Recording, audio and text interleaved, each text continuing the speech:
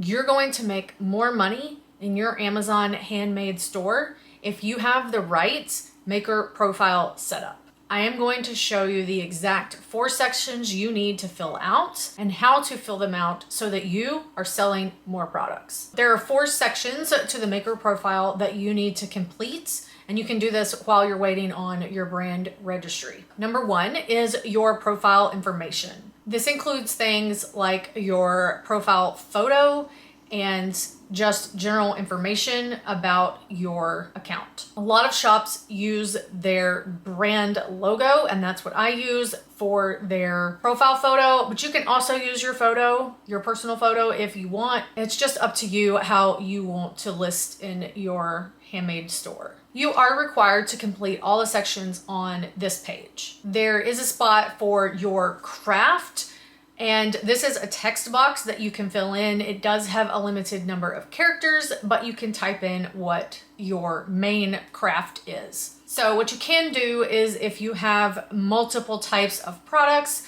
you can type in like a category. So for example, you could just type wedding decor, and that would cover a lot of different items. There's also a section for how your products are made. When I was playing around with this, it appears that this text box has an unlimited number of characters, but I wouldn't put in too much information.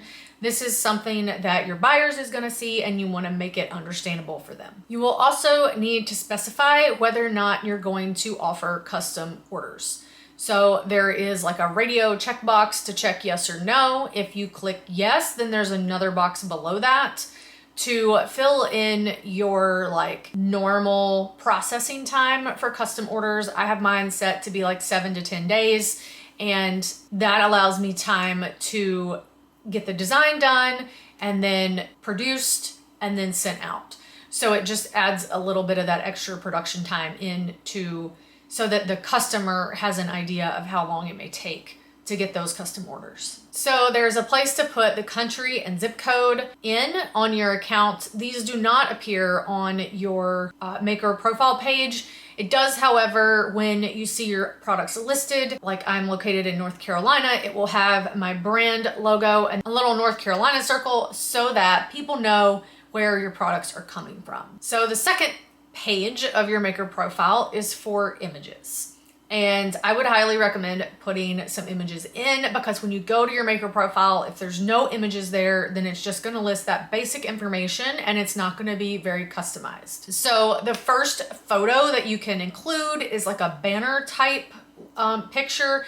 So keep in mind that it's gonna span across the page, and this is just gonna go at the top of your profile and be a picture of your products or your brand name in some kind of thing. It's kind of like what they have on Etsy with the banner at the top. I actually had some brand type photos taken for the business, and I used one of those on my maker profile. So the other thing you can do is you can also add up to 3 additional photos that is of your studio or your products or whatever, and you can actually link to your products. So if you have a photo kind of like a lifestyle shot with some of your products in that shot, then you can actually link to each individual item inside that photo, which is a pretty cool feature. So if someone comes over to your maker profile and sees these products and they're like, ooh, that candle looks really cool, I'd like to look at that in more detail, then they can see that that candle is actually in your shop, which is kind of a cool feature. So the third section is titled More About You. So this is a great place for you to fill in more information about you as a brand owner. People like buying from people. They don't like buying from big corporations. So this is a chance for you to showcase yourself and talk a little bit more about why you started your business. None of the sections inside these additional pages are required, but I would highly recommend filling them in because it's just more information about you and your brand. There is a spot to add your inspiration, which I enjoyed kind of talking about how I enjoy productivity and office products and stationery, and that's kind of where I find my inspiration when I'm creating new stickers. There's also room for you to add your social media handles, which I highly recommend adding. Not all Amazon sellers get to add this, so this is a great way for you to add like your Instagram and Pinterest so that people can jump over there and see more about you as a person and the brand and what you're doing. So Instagram is a great place to showcase what you're doing behind the scenes and talk about some new products that are coming soon. Number 4 is your featured products. So I would definitely choose 4 products since you are allowed to select those yourself. This is like a free advertisement. So maybe you choose your newest items, or maybe you choose your best seller, or maybe you choose one that's on sale.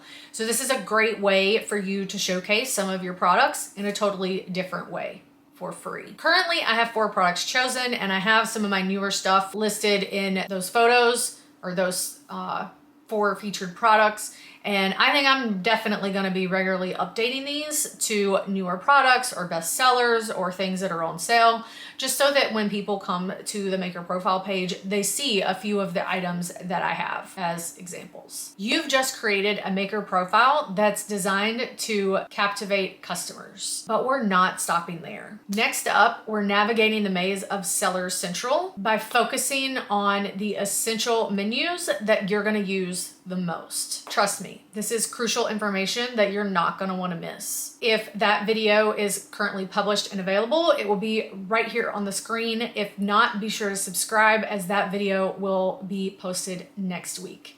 Catch you in the next video. Bye.